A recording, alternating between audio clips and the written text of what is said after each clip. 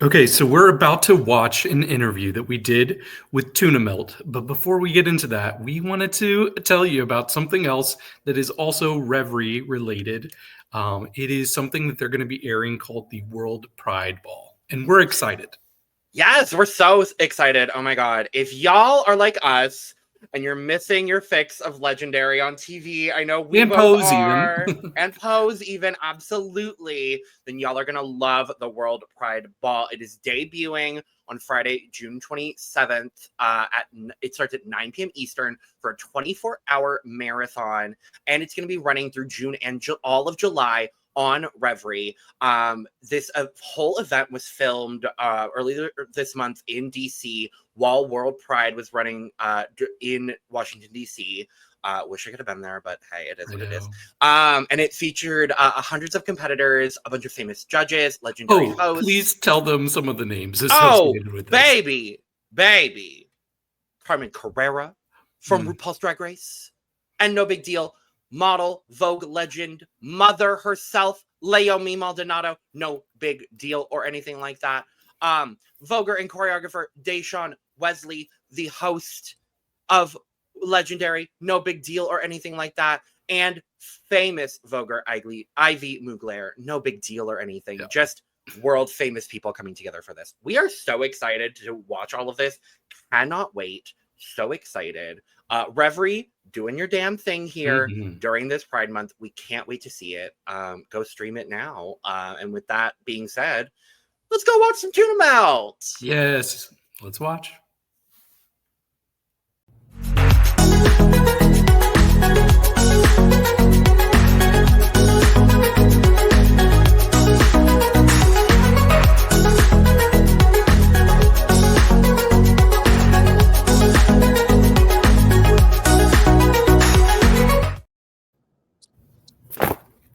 Yeah.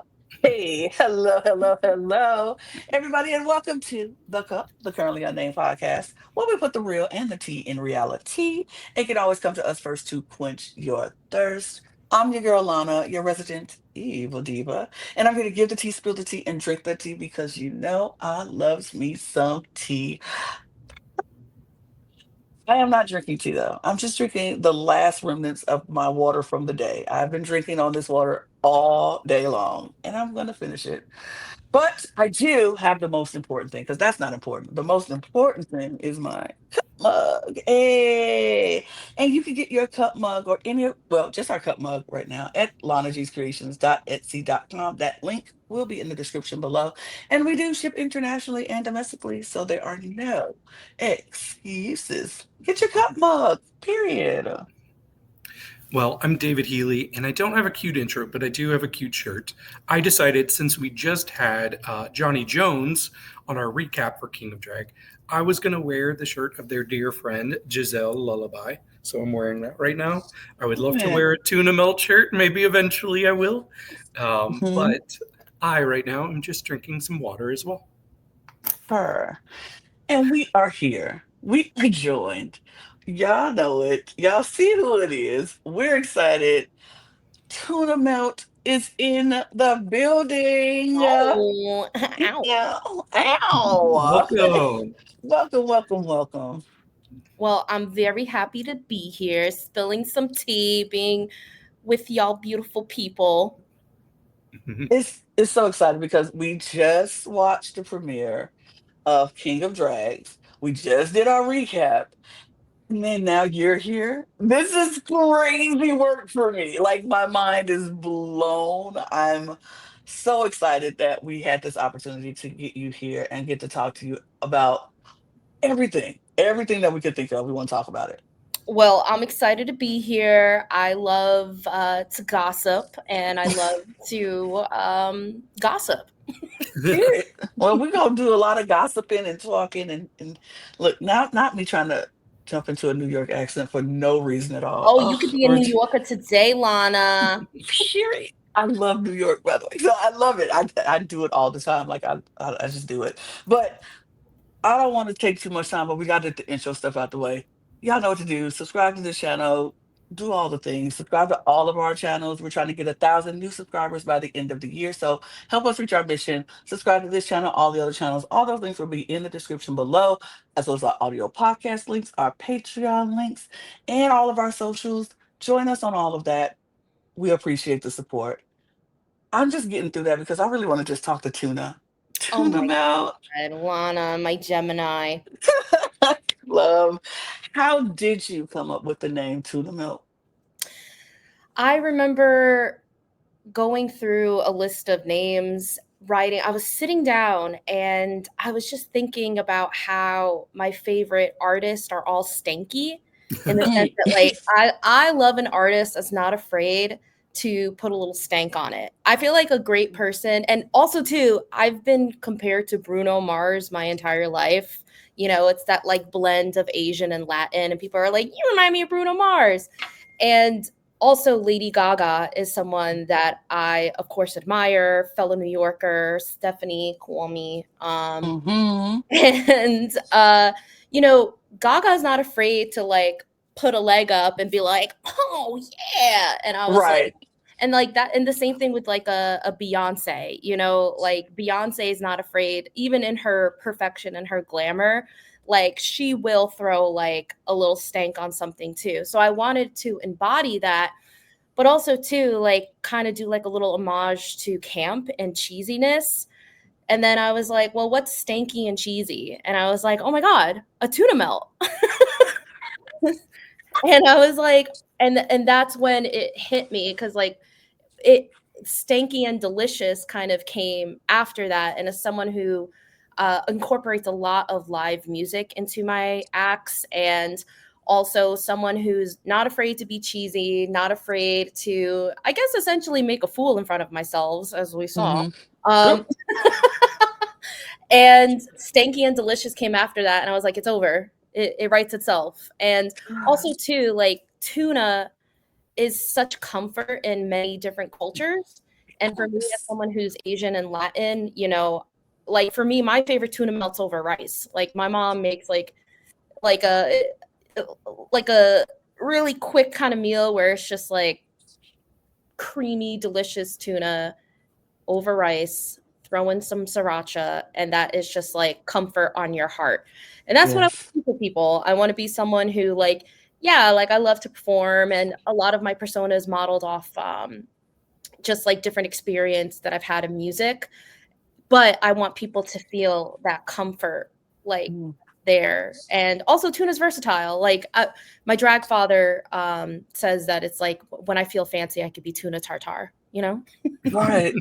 I love that. I love that because it is very comforting. My mom used to make tuna salad, and I still make it to this day, and I can eat off of that for 2 3 days. And it's like, okay, I don't get tired of it. It's just a moment. I love it. Never. I don't think I've ever had tuna, to be honest. Well, I'm David, not you're a missing seafood out. person, though. So Like never at all? Like I never, think so.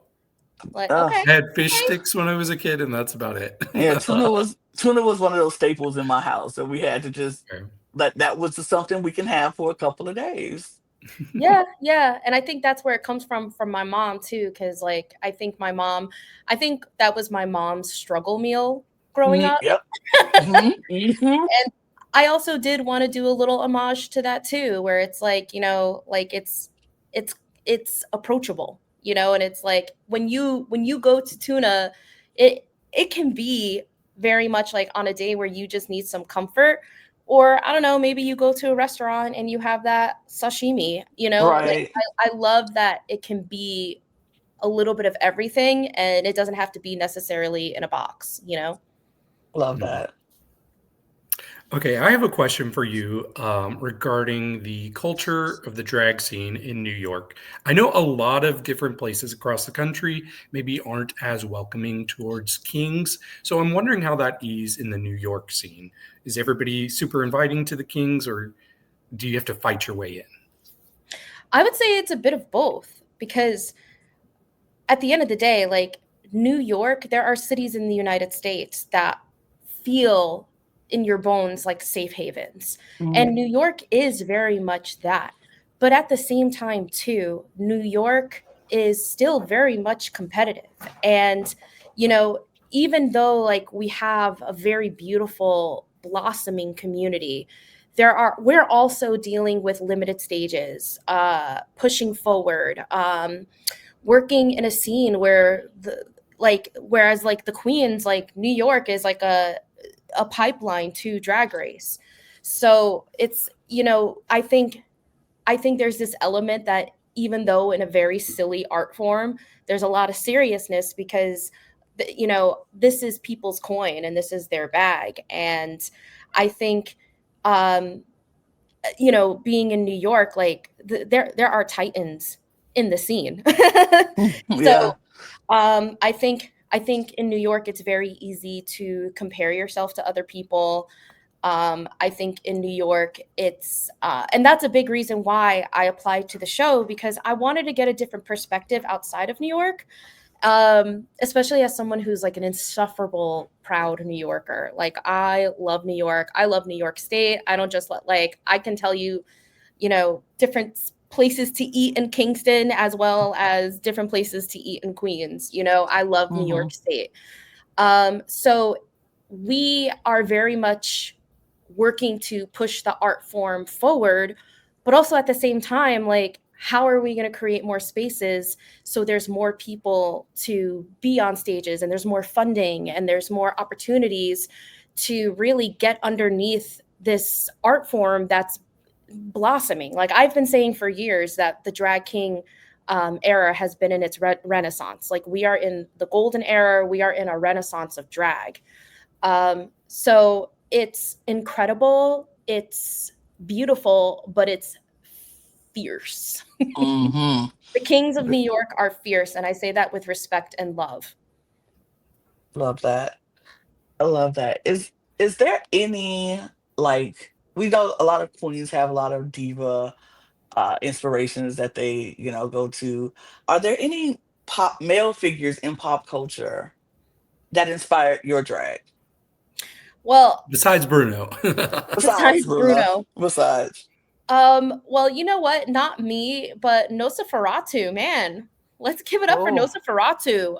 Like my drag son pizza party has an incredible Nosferatu look, and that was like an unexpected. I was like, can somebody explain this to me? Because I'm a little newer in the scene, and I was like, I'm not a Halloween king. Like when Chapo Rome was just like, I have a confession, I don't like Halloween. I was like, Chapo, call me. I like to say I'm a Christmas king. But for me, well, I don't see this person as a man or a woman. Walter Mercado is a huge inspiration in my drag. Like a lot of my hand movements and my energy comes from Walter. Growing up, like Walter was in my homes, given the, like, whether it was my abuela's house or whether it was my mom and Walter was someone that I just grew up with and was just so flamboyant and so gender bending that I didn't understand at the time that that's what I was drawn to. Who doesn't love Pedro Pascal? Right. I guess I'm also drawn to Latin men or gender fluid people because, growing up, I guess it's like reclaiming that for myself too. Of course, anyone who's a musician or an artist, like right now, I'm convinced Benson Boone is like literally just looking at drag king stuff and being like, I'm gonna take this outfit, I'm gonna take that outfit. I can definitely see it. So I'm gonna wear something specific, and then if I see Benson Boone wearing it, I'm like, now I know you're looking at our stuff. Right. I see you, Benson. Right. I see you. Can you tell us a little bit about your process of preparing for King of Drag, and did you get any good advice? Well, so the process, I wouldn't change anything of this experience, but it is very much season one. And I'm very proud with what we have all accomplished. For better or for worse, I feel great with the Revry team, the production team, the silo. They have been nothing but kind to us and supportive. And it's like refreshing that I can go to the CEO of Revry and be like, Damien, I have this idea. And Damien's like, okay, well, what is it? And I'm like, you're listening. You Well, you I'm not actually used to have. that. So for me, it's like the process was like I knew I had to go in with a kind of a plan, and usually like my process, whether it's like a quick drag competition, like or like something like this on a bigger scale, is like what are my strengths, Mhm. right? So like I went in and like I look at the concepts, I look at the and I'm like, okay, like what do I already have in my drag arsenal? Because I'm the kind of person like, yes, I want to create new looks, but also at the same time too, like I really want to normalize like, hey, can we wear something we already have? Because like at the and like that's something too that I hope as kings we can like really reinstate that like it doesn't have to be like it doesn't have to be couture to be valid. Mhm. And like you can find things that make something pop like just by thrifting or antiquing, because like that's like another thing too. Like my drag mother is phenomenal, the Suburbia, like she's phenomenal at like turning an outfit out.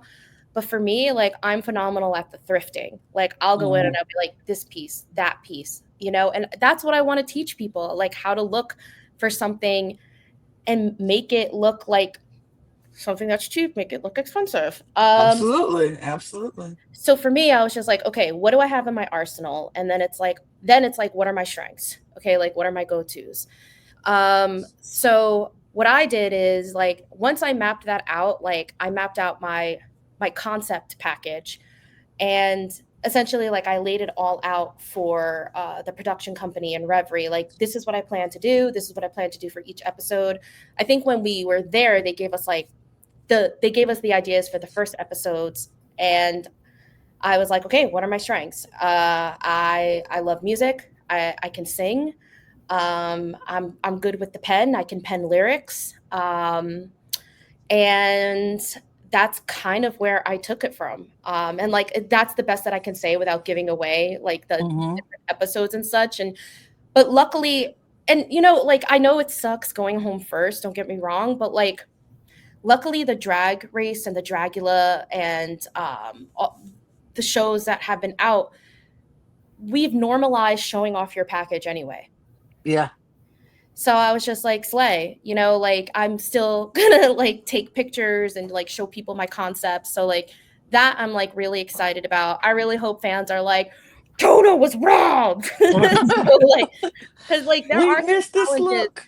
I know there are, and you know what? The one thing, and I was telling my therapist this. I was like, before the show, I was like, oh my God, like, please don't let me go home first. That's the one thing I don't want to do. I don't want to go home first and put all this money into this package, and then I gotta go.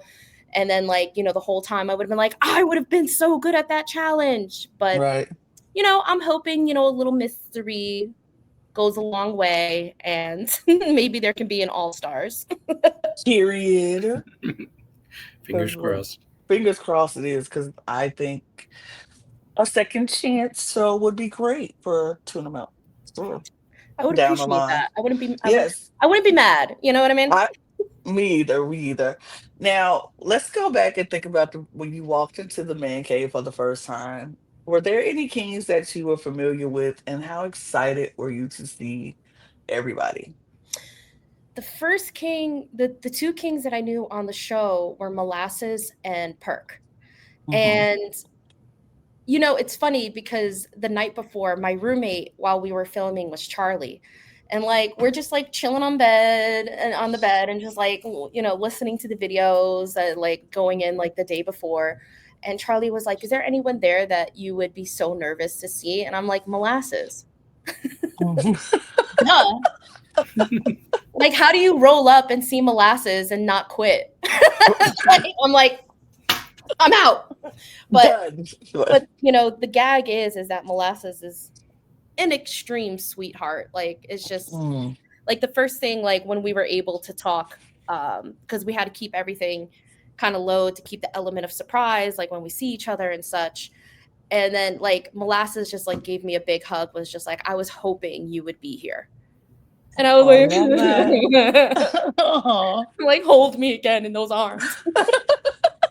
And Perk is the king that everybody like knows, because Perk is a traveling king. So it's just like we all somehow have like a Perk story, or like no, like if you're not doing drag if you haven't performed with Percocets somehow. You know what I mean? Wow. And Wow. I've had the honor of working with him in like a lot of the productions that I do in New York. And he really enjoyed working with me. And he's just someone that like always hits me up when he wants to come to New York. So I was like, bet, let's go.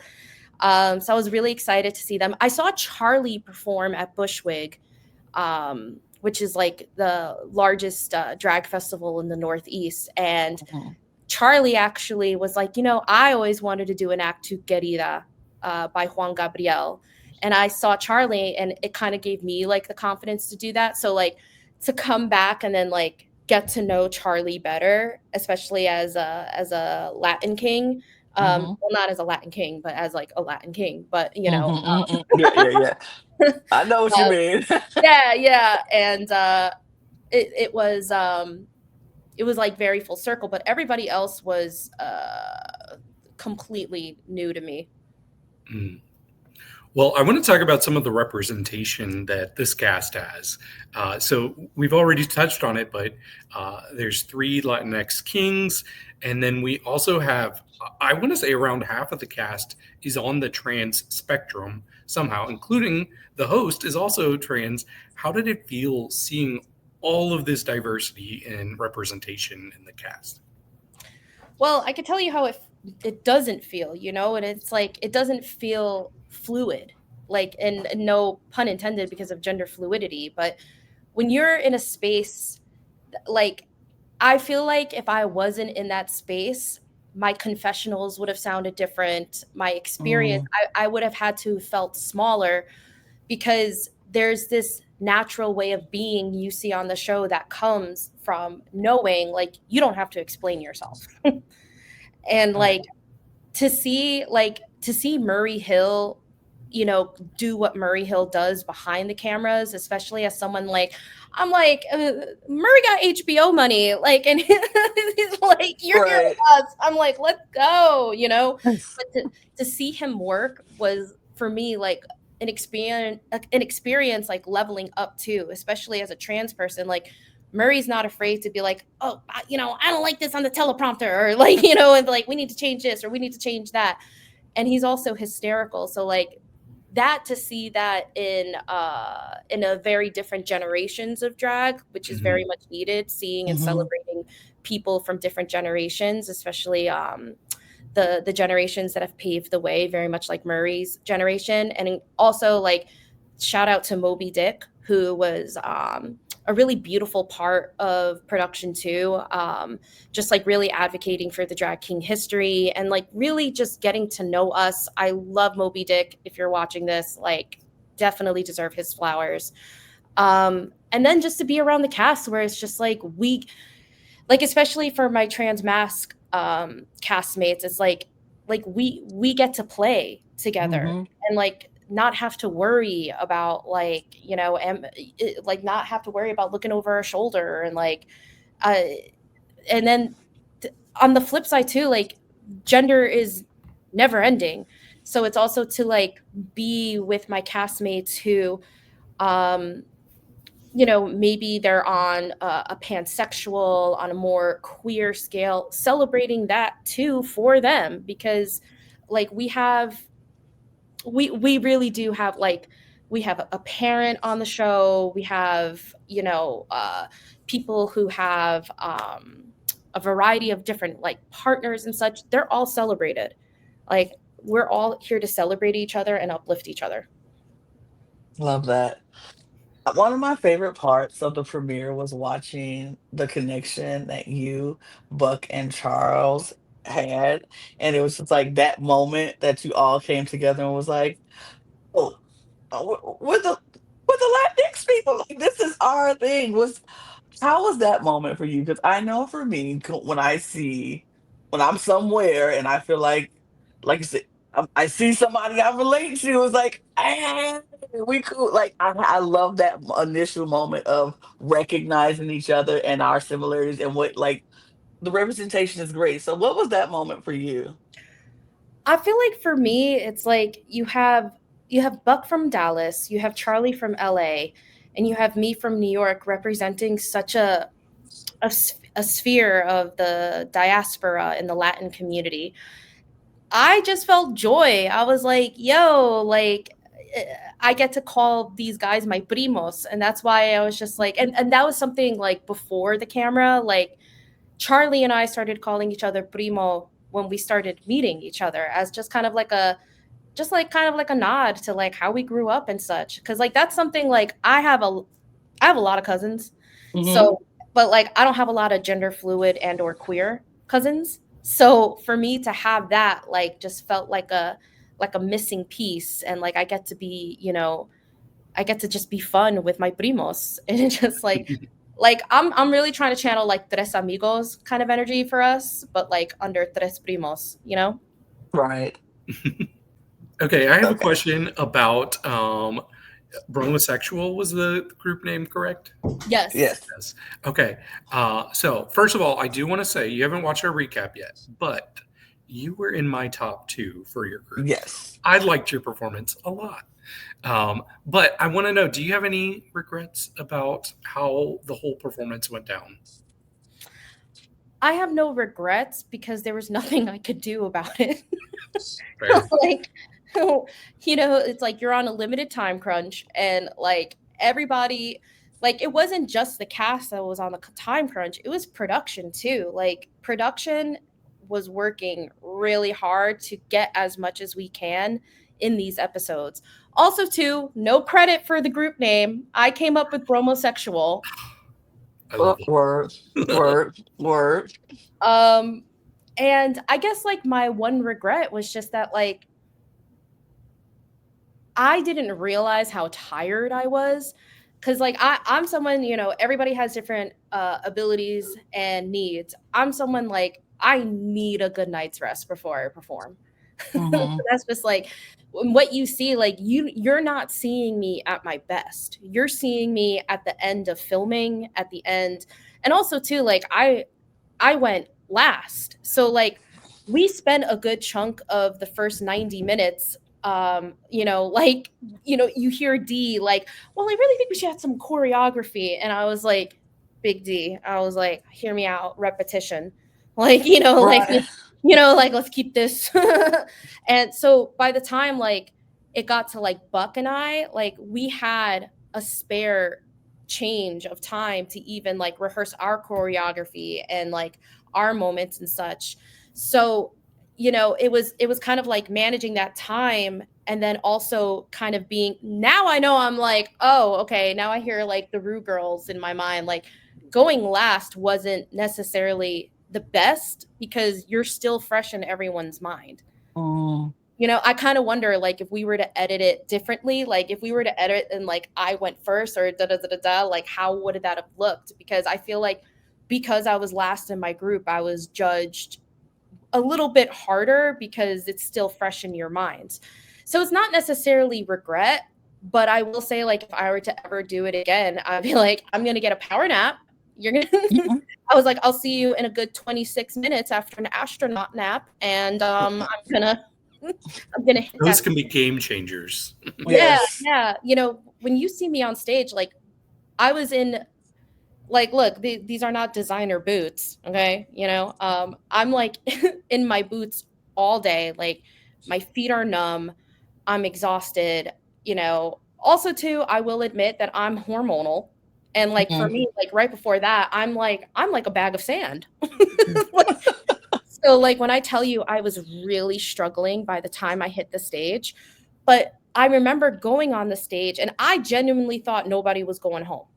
Because So they did we. So did told we. us, they were like, don't worry about the lip syncs, because they gave us a song of, like lip sync songs that might be on the show. And they were like, there's no lip sync for tomorrow. And I was like, oh my God, I interpreted it that as like, oh, okay, they're just going to showcase who we are.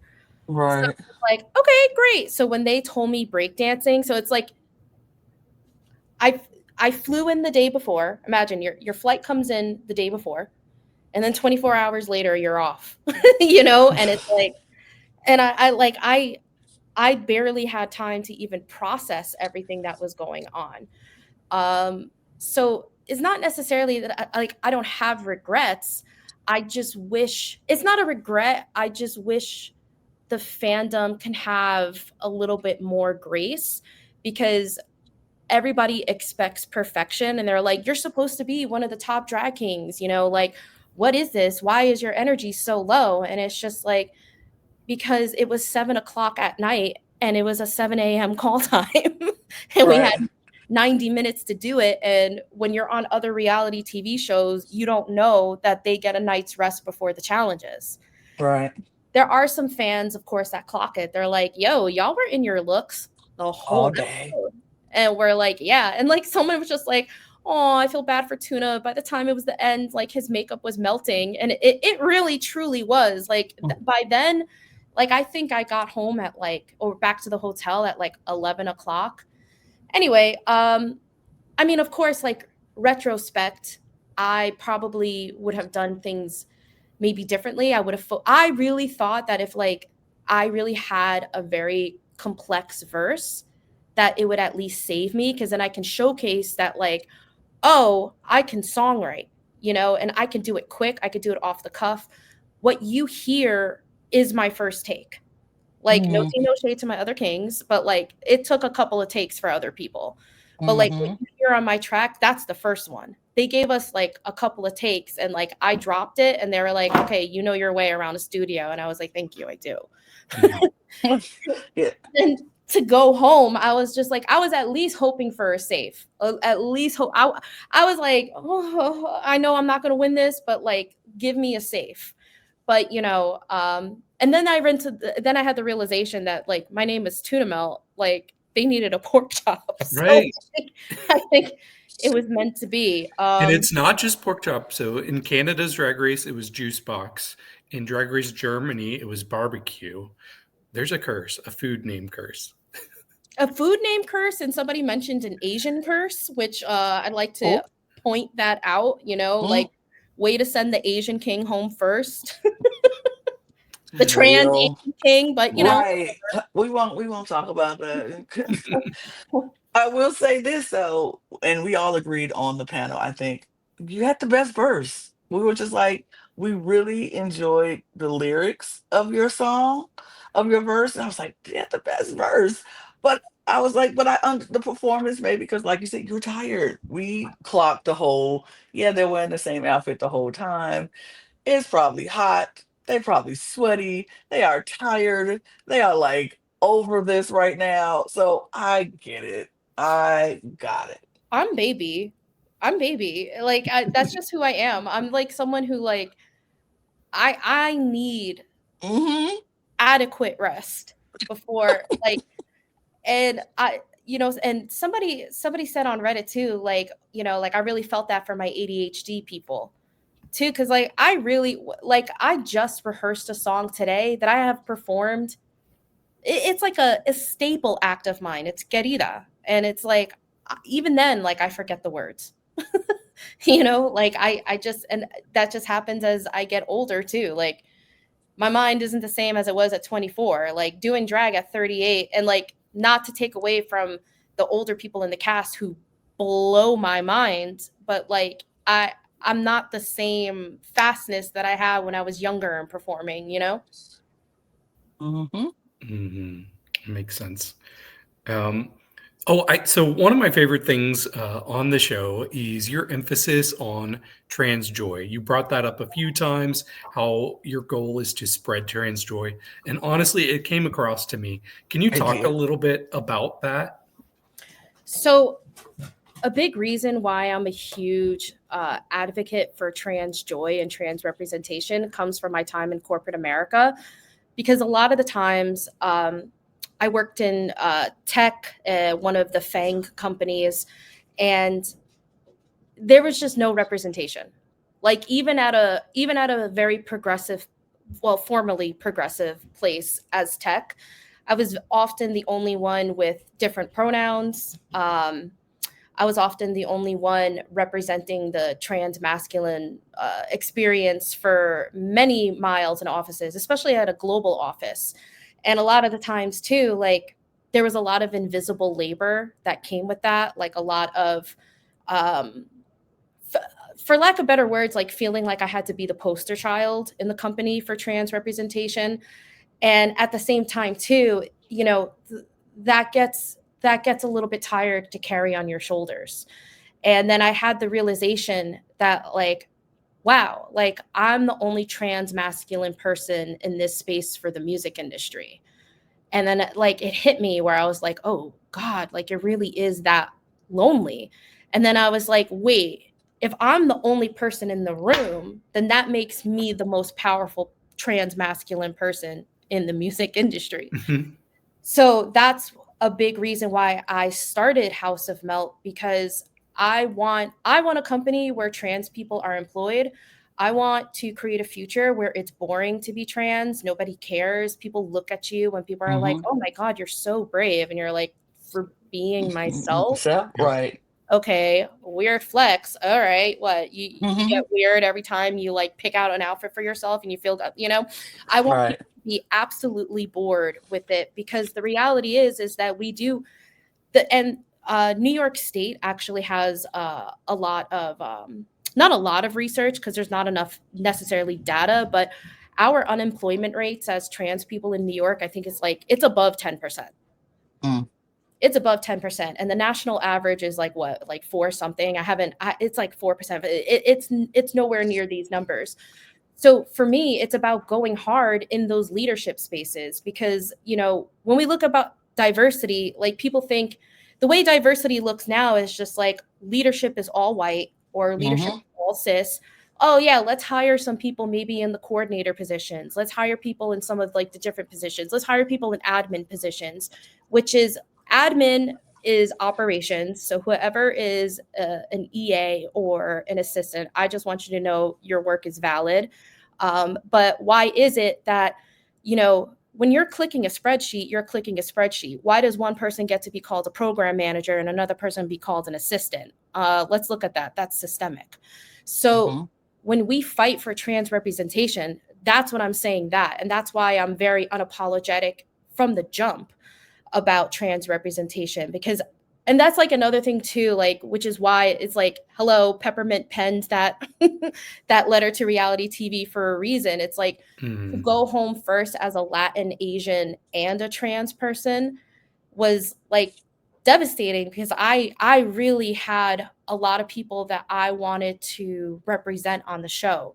So that's really at heart of where trans joy for me is coming from. And then like coming from an unlimited, like when I tell you, like I have planned events in the corporate space with a budget up to $300,000. You know, I have booked people who you know, are top 10 on the Billboard charts, to going through the drag space, and you see these talented artists where, for lack of better words, we're treated like shit. We're treated like shit. And at the time I was like, you know what? Let me use my class privilege. Let me use my amplification, and let me fund money into this community, because the only difference between a successful artist and a not successful artist is a trust fund. Period. All right. When you look at those Grammys and those liner notes, I want you to put how much mommy and daddy made, and it'll look real different. And that's what I really try to bring to, especially in a group that is systemically and this is the majority of the data that we have is from white trans people. We don't have enough data for Black trans people, trans people of color. So you know that unemployment rate is even higher for our other groups. So what I really try to do as a drag king is to give them the tools that I had and teach them how to produce, run an event, how to run business, how to negotiate, how to do the things that you need to do, so they're not taken advantage of. And also taking up space as trans leaders. Like, no, like I'm not going to settle for your breadcrumbs. I deserve to have a seat at the table. I deserve to tell you if that table is mahogany or not. You know, like, so that's really where like the raucous trans joy comes from, because we are purposely left out of spaces.